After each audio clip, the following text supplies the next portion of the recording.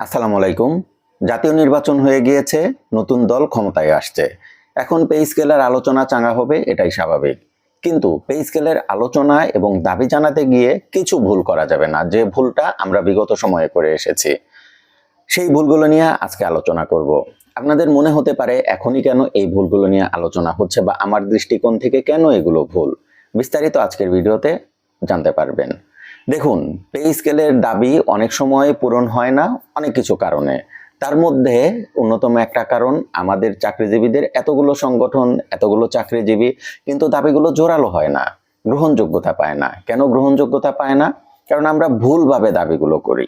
হয়তোবা আমাদের চাওয়াগুলো ঠিক, কিন্তু বাস্তবতার প্রেক্ষিতে সেই চাওয়াগুলোতে কিছু ভুল থাকে এবং সেই চাওয়াগুলোর ধরনে কিছু ভুল থাকে। এই কারণে আমাদের যে দাবি, সেই দাবিগুলো খুব একটা গুরুত্ব পায় না। সেই ভুলগুলো নিয়ে আলোচনা করব।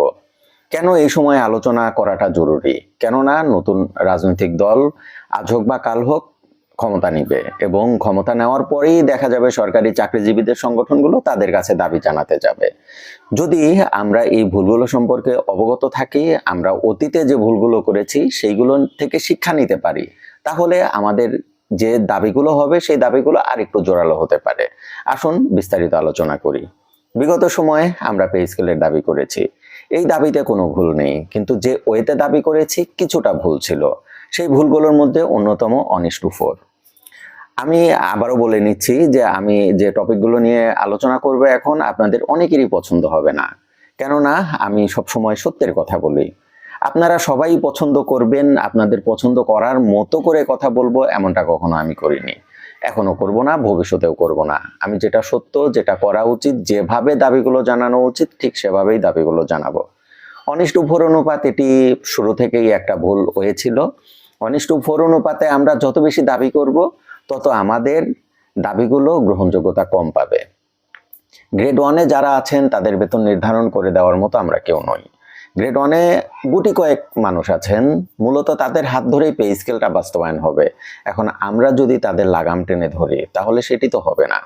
পে কমিশন যখন গ্রেড ওয়ানের বেতনটা নির্ধারণ করে, তখন বেশ কিছু বিষয় মাথা রেখে তাদের বেতনটা নির্ধারণ করে।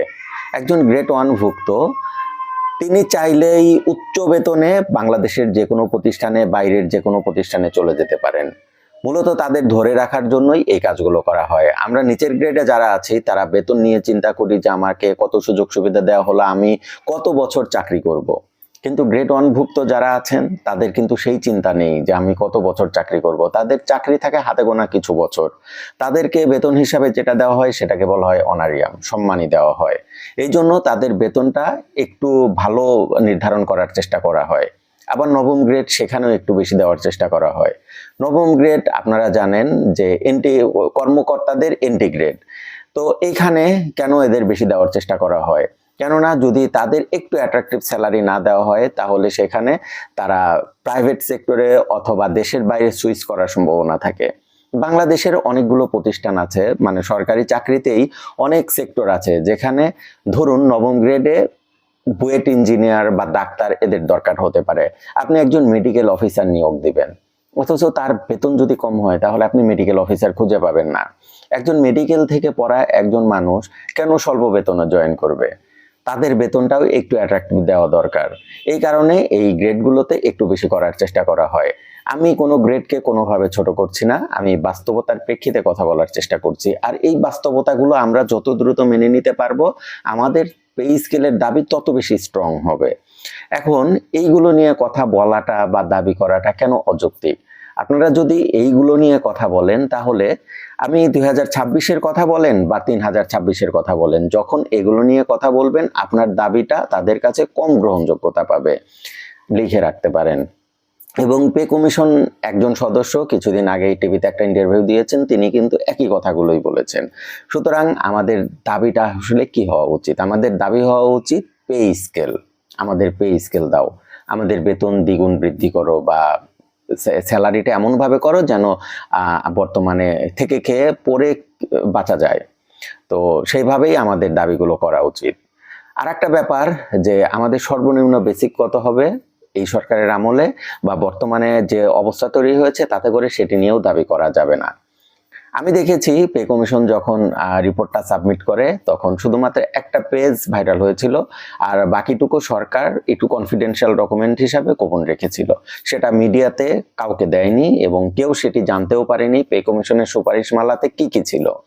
একটা সুপারিশমালা, সেটাতে কিন্তু অনেক ইস্যু থাকে, সেই ইস্যুর কিছুই আমরা জানতে পারিনি। শুধুমাত্র একটা পেজ, যেটা প্রধান উপদেষ্টার অফিসিয়াল ফেসবুক পেজে প্রকাশ করা হয়েছিল, শুধু সেই নিউজটাই সবাই জানতে পেরেছে, ভিতরের আর কিচ্ছু কেউ জানতে পারেনি। এমনকি পে কমিশন সদস্যরা তারাও মুখ খোলেনি, সরকারের তরফ থেকে তো মুখ খোলাই হয়নি।